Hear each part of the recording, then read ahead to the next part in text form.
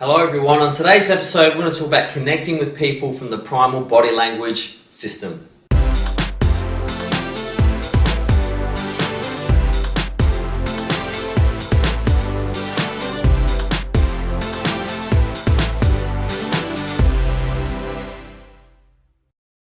Hello everyone, as mentioned in the intro, we're going to talk about connecting with people and connecting on the non-verbal level, which is body language. Now I'm sure you've all seen videos or information about body language and how important it is. Today I'm going to look at a different spin on that and really analyse body language as being your true self, the connectivity of non-verbal language with other people. And the great thing about body language is that it's always honest. Have you ever seen a kid lie and then put their hand over their mouth? Well, it's great because your body and the way that you work within the Tao and the way of things is always accurate and honest. When the thinking brain gets involved, however, quite often the verbal information we give isn't quite accurate and doesn't quite, we'll put it this way, we're lying apes sometimes, the only animal that can deceive. So I want to touch on that today, and I want you to really connect with your body language and understand what it means, what it says, and how to read people better to get to their true soul rather than their superficial edifice. So, as always, I'm going to begin with a quote on the subject, and that quote is, "You can make more friends in 2 months by becoming interested in other people than you can in 2 years by trying to get other people interested in you." The great Dale Carnegie. I'll read that one more time. "You can make more friends in 2 months by becoming interested in other people than you can in 2 years by trying to get other people interested in you." The Dalai Lama once said that I like to listen because when I talk, I already know what I'm going to say, but when I listen, I hear something new and interesting, and you can only learn from listening. Now, communication is an incredibly important tool as you're guided through life. Those challenges and those opportunities that come to you in the form of physical realizations of individuals, humans and friends, family, relatives, strangers, acquaintances, those individuals who come in your life are there to communicate knowledge and wisdom. We sometimes label it as good or bad, but ultimately it's all there for you, and the quicker you can get to it by removing the verbal cues and looking straight for the soul cues like body language is really important. I'm excited to touch on this topic because it's something I've practiced my entire life, and I was speaking to this incredibly insightful, beautiful, intelligent girl, Carmen, a few days ago, and she was telling me how she was watching my videos, and she comes from an analytical, sort of practical, legal, scientific background, and she said a lot of the videos are great because they're bridging videos. They take the spirituality of who we are, but they're grounded in modern concepts. And I think body language is the key to that. It is grounded in science, but it really touches on who we are in our spirit. So let's go through some key body language symbols that you'll see in your life and how to read them and how to use them. So the first one is my favorite, and it's used, almost all primates sort of have this innately, is the show of the palms. Your palms, which you might not recognize, are very, very important communication tools, and understanding this is important. Now, when you show your palms, you register that you are unarmed and you intend no malice, which is the first level of communication. Before I talk to you, I want to know that you're not going to kill me. That's important. We all know when we see someone that we think intends us malice, we turn the other way. If you see an old boss who followed you, you turn the other way. So the palms override that and say, listen, I'm not here for malice. We all know that there's a big difference between saying hi to someone or saying hi to someone with a closed palm. Changes the entire context. You can really feel that, right?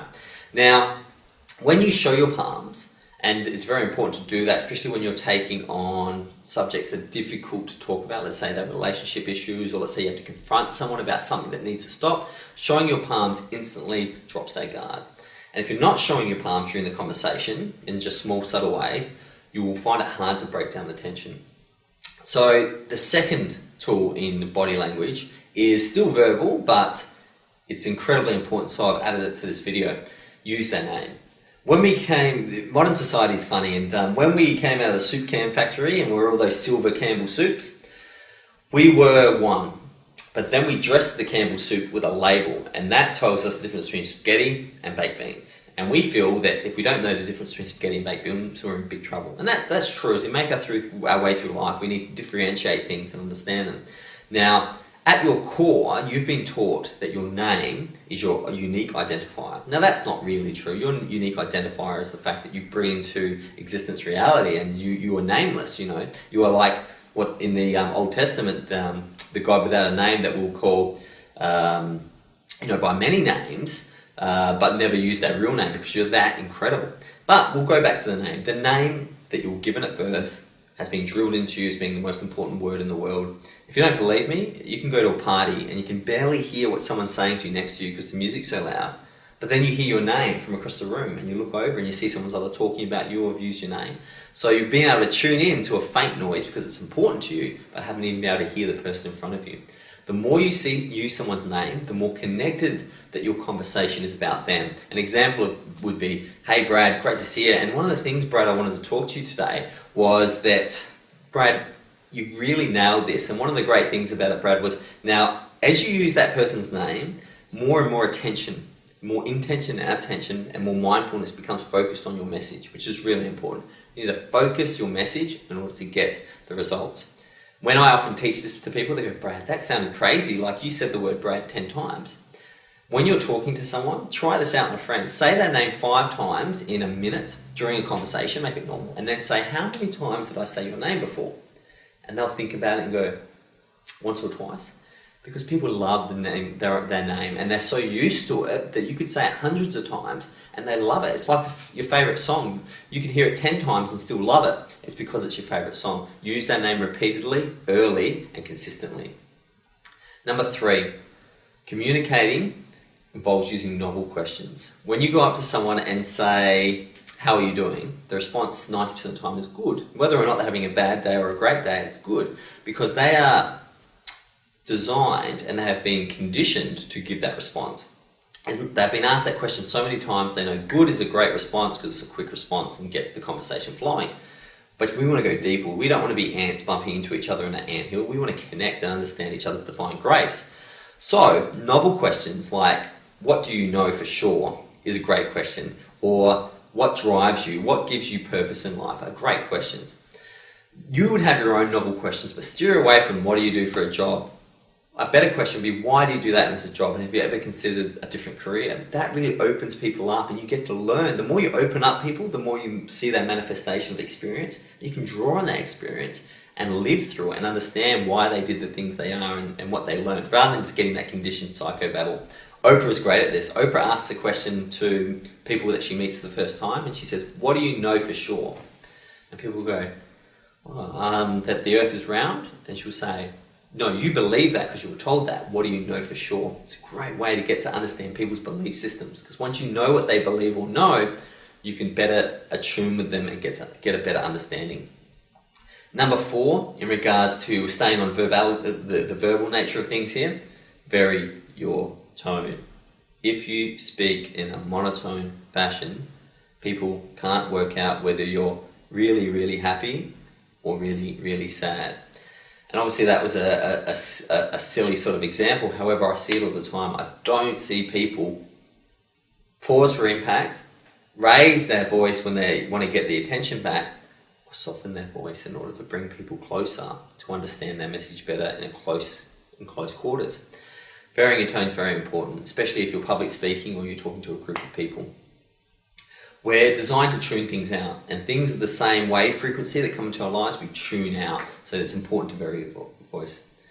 Hand gestures, moving the hands. I have a lot of Italian friends, and where I'm from in the world, there's lots of Italians, and we all laugh at them because they use their hands, and everyone says, look at this Italian bloke using his hands. But then the next question is that the next sort of add-on to that is that, but they're so passionate.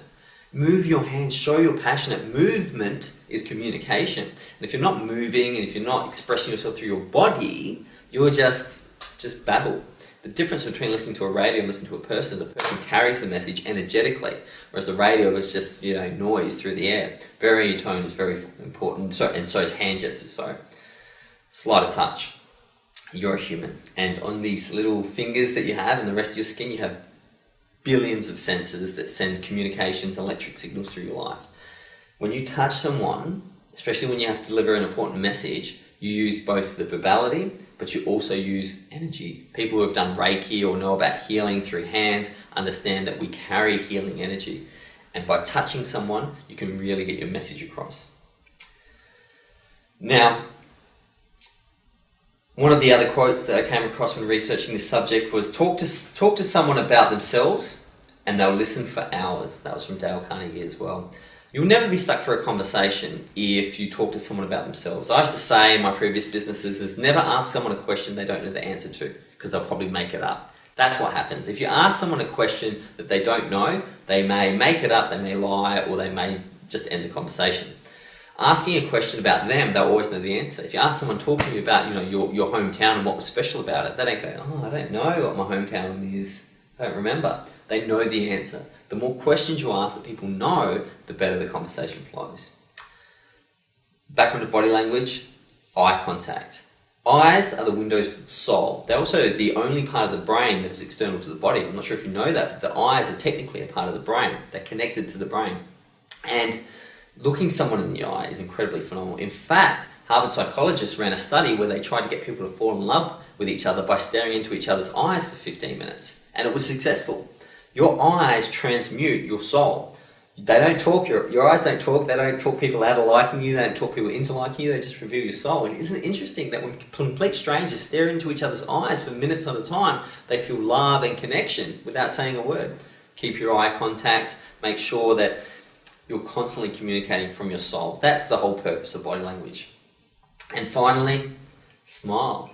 Smiling is a great way of letting people know that you're in a happy place and you want to extend that happy place to them.